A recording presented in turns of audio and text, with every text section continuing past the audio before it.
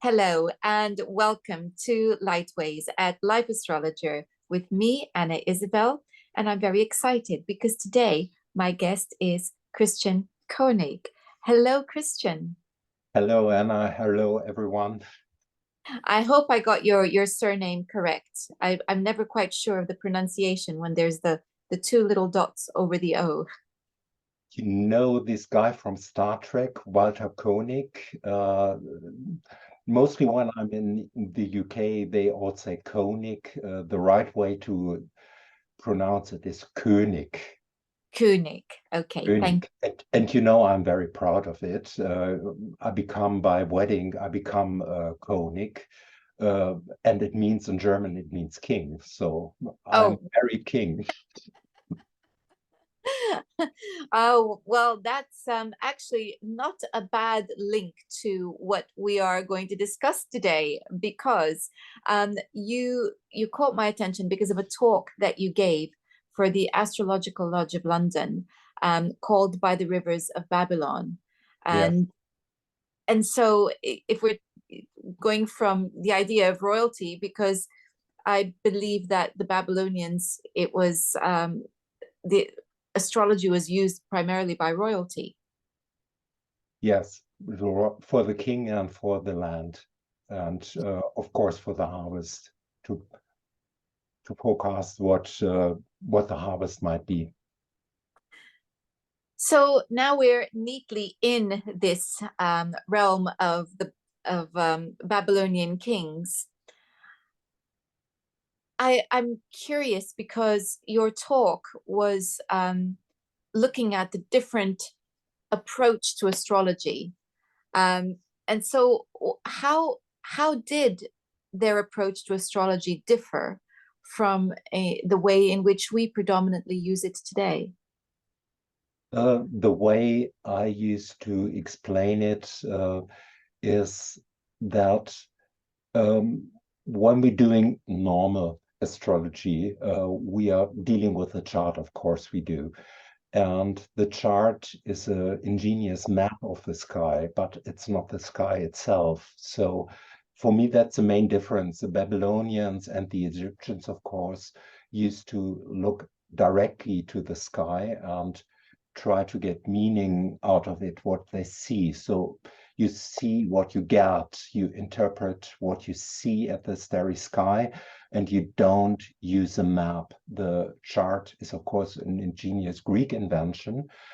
And the Greeks, I think, don't like the idea of intuitive interpretation of the sky. They want ratio and logic, and so they invented the ecliptic and to measure everything accurately. And it's great, of course, we all know what we can get out of this, but yeah, when you are in London and just looking at the city map of London, you miss quite a lot. And so it's a good idea to use both the city map of London and just look around what London is, how it smells, how you're experiencing it, and so on. I think that's a metaphor I use every time. That brings it to the point, I think. Absolutely. And I think it's the difference between then using a chart, which is a kind of two-dimensional representation or depiction, and looking at the live night sky. So there is a difference. But it makes me wonder then about whether they were purely looking at the sky in a kind of way of finding omens. And if that's the case, whether it was about the present or whether they also would have had a notion of the time of birth as being important. I think it developed. First, it was really the current quality of time. You know, all these astrologer priests standing on the ziggurats and looking the whole night, and they have to make a report for the king for the next day, what they saw, what that means for the king and for the land and for the harvest. And in the decades, in the centuries, it developed into a more individual astrology. And I think don't get me wrong, somewhere 200 before Christ, 200 BCE, there was a change to this individual star we know nowadays as astrology mainly. So it's a development. It's not, we use it for individual purposes and we do a kind of mundane astrology. First, it was purely mundane or for the king, but not based on the natal chart. The king had some significators in the sky. For example, Saturn was the king of the night because you can't see the sun at night. So they use Saturn and a special part in Libra.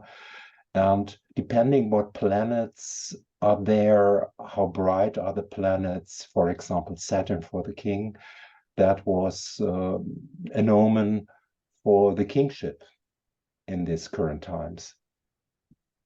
That's interesting because I would have thought that the brightest thing in the sky would have been Jupiter and therefore linked with the king, but you're talking about Saturn. Yes, yes. They called it the king of the night, Saturn. And Jupiter was a crown prince. So the one who follows to the throne after the king is dead. And it's Babylonian astrology, to put it quite bluntly, Jupiter was not that nice for the king because all these power struggles, of course, the crown prince want to get to the throne, and so he could be dangerous for the king, for Saturn. Oh, it's wonderful to hear the different perspectives that were attributed or the interpretations of what they would see at that time. So let's think then about what they were actually looking at. So they would have been looking at the moon, they would have been looking at the planets. Were there stars that were especially important to them? Yeah, quite a lot. Of course, Sirius. Of course, the Orion was a true shepherd of Anu, and Arcturus, and Spica, of course, Aldebaran, the whole constellation Taurus, the cosmic bull, which was closely related to their religion. And yeah, these are the main constellations. And of course, the 12 zodiac constellations, they had different names for them. Yeah, the cosmic bull was Taurus, of course, but when I remember correctly, Virgo was the Furor. It's similar what we associate with Virgo nowadays, harvest time and so on. For them, it was just a Furor. Is it pronounced correctly? You know what I mean? I'm trying to get it, but I haven't yet. So, Furrrow. oh, furrow. Furrow, yes. Okay. And so this is an agricultural link. Yes, yes. So but would that be in terms of tilling of the soil? Yes. So it would be the working of the soil Yes. associated with Yes. Virgo. Yes. So So they called it, what did you say? Furrow? furrow. Furrow. Yeah. And not Virgo, but it's the same area of the sky. So then because now we're getting into the difference in their seasons to our seasons, aren't we?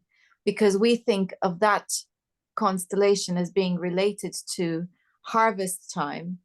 And they're talking about actually working the soil. So would that be a difference in the season from what we would experience? I think so. I think so. because yeah, the equinoxes changed due to precession, and at that time it was this time of the year where they do this agricultural stuff. Yes, I think so. So it's primarily used for determining perhaps the best time to sow seeds and perhaps the kind of harvest that might be anticipated. Is there anything in there about war as well? Yeah, a lot. Of course, we have Nergal, that's Mars. Quite a lot of omens regarding Nergal. Pollux, the star Pollux was a war star, and some stars of Orion were also war stars. But primarily the planet Mars, of course. Is he bright? Is he dim? Um, is he alone in the sky? That was not a good omen, because he has the whole playground for himself. He can do what he wants. Not any planet is timing its powers. So it depends, and especially the brightness of the planet of Mars in this regard was important. That's very interesting that they were looking at the how dim or how bright a planet was, and that's the second time that you've mentioned that. So, and you also were talking about, whether Mars is alone, but that made me think about aspects. Did they look at the geometric relationship between planets? Were they looking at squares, trines? No. No, no. Just in relation to the constellations, and of course, when they gather in a constellation, that means something. And of course, they know when one part is rising, the other one is setting. They know about these astronomical things. But the way they dealt with planets and constellations was really the constellations were the background, and the planets were the agents, the actors. And how bright is he or she? In which part of the constellation is he or she? Yeah, totally different approach to what we are doing nowadays. So what about the sun and the moon? Because we're looking at the night sky, so we're not looking at the sun, are we? So I'm wondering what part the moon played in all of this. Was she considered to be more important than the sun? Yes, the moon was a he. The moon god Sin, S-I-N, and he was the most powerful deity. And yeah, he he he was the every new month began with a visibility of the crescent moon, and the ideal month was 30 days, and when the moon was seen a few days before or after that, it was not an ideal month. So it was a chaotic month, a month that fell out of the mosaic, so to say. And so it was difficult month for them. So the moon is really, really very important for them. It's a whole in the Omen series, Enuma Anu Enlil, 7,000 omens are contained in that. Quite a lot of omens deal with the moon, because when you're an astronomer priest, you're sitting on the ziggurat, you have to say something the next day, and the moon is moving quite fast. So obviously it was very, very grateful for the moon, because it moves so fast. So you can say the next day a different thing to the king than the night before. So yeah, because of the fastness, I think also the moon was quite important. So if we think about then, the moon is bringing information because the moon travels more quickly. It's a male deity. Is there an area of life that the moon was regarded as being linked with, or was it just generally judging where the moon was in relation to the constellations and the other planets? What good questions. Actually, I don't know. I never looked that up. Really good questions, but I don't know, to be honest. It's just it's interesting, isn't it? That concept. What is it that they were looking at the moon for? They have more omens linked with the moon's positions than anything else. So yeah, and the color of the moon, the horns, where do they point to? Are they pointing to Venus, for example? That means something. Or are they pointing to Mars, in the direction to Mars, where Mars is located, and so on? So you can do a lot of stuff with the moon, obviously, because it's so bright and you can see quite a lot of stuff there. I also find it interesting that their month was 30 days long. Um, but of course the relationship that the moon would have in its movement to that was also very important to them. So whether it deviated from their calendar, did the moon fit in with the calendar or not, I think is what I'm trying to say.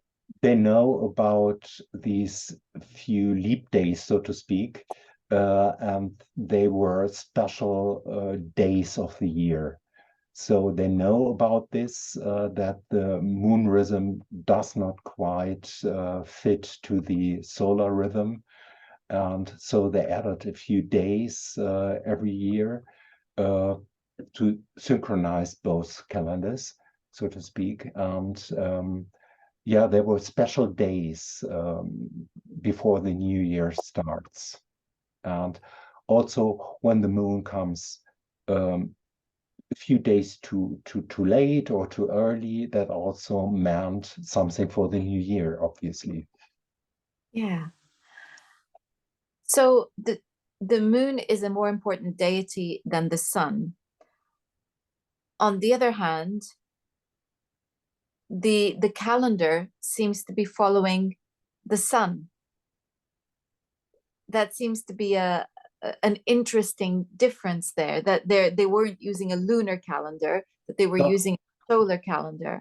they used a lunar calendar, but they know about the solar Okay, stuff. But it was really the moon that sets the month. right, okay. Yes, okay. But the sun's rhythm is there within the 30 of the calendar. Uh, what I read, not that much. Okay, It's all about the moon, I think. it's all about the moon. I was just curious because I might have expected a lunar calendar to be around 28 days rather than the 30. So that's interesting.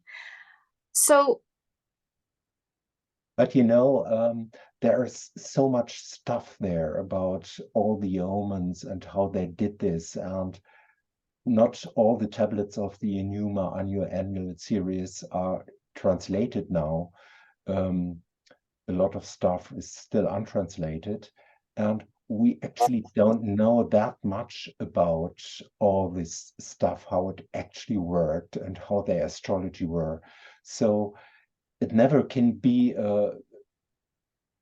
the old system one-to-one in our times. So we really have to think about what could it mean nowadays, because actually we don't know that much about all this stuff. So it's a mixture of our philosophical worldview and view of mankind, and we can't compare it to the magical worldview and view of life as they did. We can't go into that mindset, I think. So it's always use their principles, and it's always interesting to look through the omens, but it has to be a kind of modern approach that uses their ideas, so to speak. Yes, a kind of adaptation, and it needs to Yes, be, because yes, we're out of context. yes, Our sky is different for a start. yes, It's most of us don't get to see a dark night sky, let alone the fact that it's changed. It's changed over time. So, and then of course there are all the different cultural references that would be meaningless to us because it's completely out of context. But it is a glimpse into a different perception of the world. What do you feel that it gives you looking at all of this? a bigger picture. And I think to be quite dramatical, it gives a sense of purpose to reconnect with the sky as an astrologer, because most of us are not linked with the starry sky, because we always look at computer screens and we don't know what the above means, to be honest. Because we are not in a connection with it. So sitting there dealing with all the stuff, sitting in a desert, I do that quite regularly to reconnect with the sky. It gives a different layer to your astrology, even for the Greek astrology part, or horoscopic part. It's yeah, as above, so below. We always say this, but I think we don't act on it because we do as a computer screen, so above, so below. It's interesting because one of the themes that crops up from time to time in my conversations with different astrologers is how we tend to use astrology in a very pragmatic way. It's horary. I'm going to say this, but it will need explanation because it's not entirely what I mean. To a certain extent, it's formulaic. We understand that the planets denote specific things. We understand that different geographic patterns in a chart mean specific things. So it is actually it is still very intuitive, but it's based on patterns and recognition, if I can put it like that. Yes, So well, that's what I meant, what I was trying to say when I use the word formulaic. It's not formulaic in the sense that it's repetitive, but it's just that we have, let's say, a vocabulary that we use that means different things, and through that vocabulary there are many different possibilities because of the different imagery and the different mythology that comes through, but it is very abstract. And I think what happens is that we can get so into that side of the practical use of astrology, how that we forget that this is a magical thing that we're doing. And as you say, as above, so below, we know it, but we're so busy doing the astrology. Maybe that's what I mean, is that we're yeah, so busy doing it that sometimes or that often it's easy to forget that this is magic. And I think that, or magical.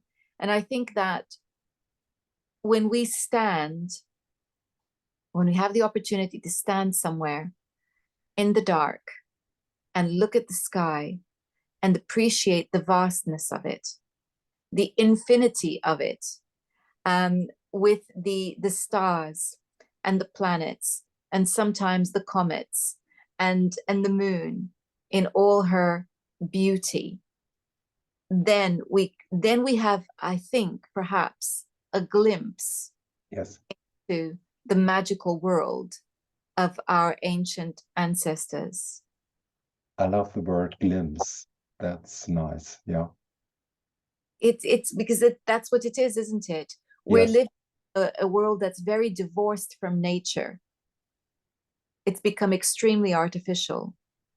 And so it makes it difficult for us to enter into that world of ancient Babylon. And so what you're reminding us is that that world is still out there if we go and look for it. Yeah, and one of my teachers, Bernadette Brady, I owe her everything.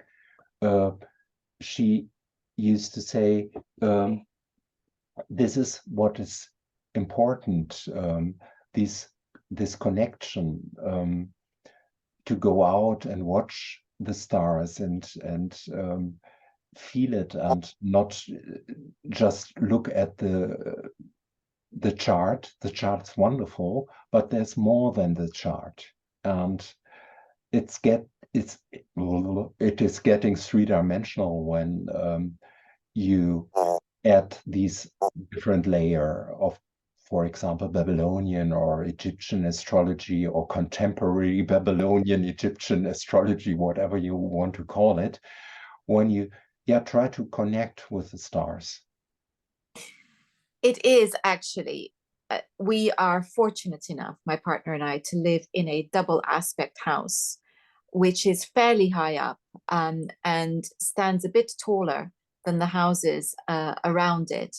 And so one of the beautiful things about living in our home is that although it's in a city and there are lights everywhere, unfortunately, we do still get to see the sky. It might be brighter than I would like, but at least we can actually see the sky. And I can see the moon rise and the sun set on a full moon. And I can see when there are different planets conjuncting the moon. And it's always a joy. And I often photograph what I see and send it to my students because, and I tell them, look west, look south, look east, go out, look, because you can actually see a moon Jupiter conjunction tonight, or Yeah, you can see Mars rising right now. And I love that because it's just, it's alive then. It's alive. it's alive, and you see so much more than in the chart, because in the chart we just use the planetary, the ecliptical longitude, and not the latitude. Uh, for example, when you see Moon-Mars conjunction, um, is the moon above or below the Mars? That has meaning. For them, that this had meaning. And when you just look outside and see, oh, the moon is above Mars, so the moon is stronger than the Mars, or vice versa. So this adds a totally different new layer to just a moon-Mars conjunction. Of course it is, but when you see moon is above, or the other way around, it's another piece of information that's useful. It's the nuance and the detail that's added. I think for those of us who are interested in horary astrology, we can still see lots of this nuance in detail that's there. But here we are at perhaps the start of it all. So, Christian, thank you so much for your time today and for joining us and reminding us of the beauty and magic of the night sky, which is the source of the art that we love. Thank you for giving me the opportunity, and thank you for being so patient with me with struggling with my English. I hope you could understand. You understood everything. You were very, very clear. Thank you so much, Christian. If people wanted to find out more about your work, how do they do that?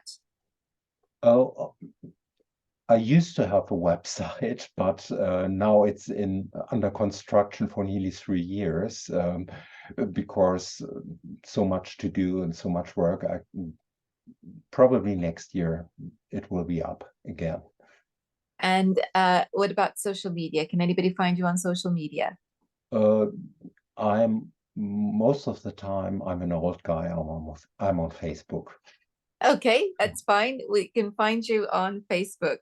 So that's lovely. I'll see if I can put a link to that. And I will put a link into the Astrological Lodge of London, which of course will have a recording of your talk should anyone want to find it. And uh, it's a good time to remind people that the Astrological Lodge of London is a fabulous place in which to discover more about astrology and be privy to the most wonderful and inspiring talks. So the link will be there for you to explore further. And of course, now they do quite a lot of their talks online. So it's open to everyone. Christian, thank you once again. Thank you, Anna. Thank you, And everyone, for listening. And thank you all for watching. Next time, we're going to be looking at secondary progressions. Until then, goodbye.